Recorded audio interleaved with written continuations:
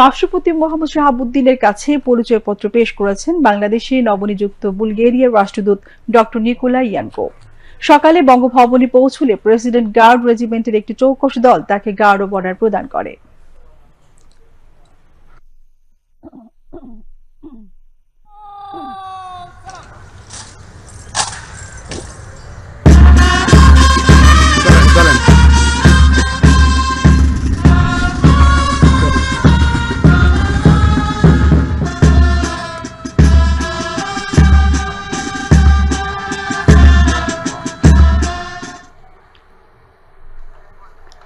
বুলগেরিয়ার নতুন রাষ্ট্রদূতকে স্বাগত জানিয়ে রাষ্ট্রপতি মোহাম্মদ শাহাবুদ্দিন বলেন, স্বাধীনতার পর থেকে বাংলাদেশের সাথে বুলগেরিয়ার সম্পর্ক ক্রমান্বয়ে বৃদ্ধি পাচ্ছে।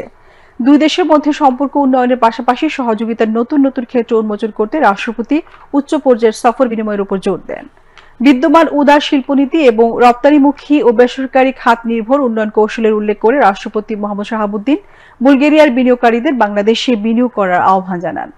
রাষ্ট্রপতি প্রেস সচিব মোহাম্মদ জয়নাল আবেদিন জানান, সাক্ষাৎকালে বুলগেরিয়ার নতুন রাষ্ট্রদূত নিকোলাই ইয়ানকো বলেন, বাংলাদেশের সাথে সম্পর্ক উন্নয়নে গুরুত্ব দেয় তার দেশ।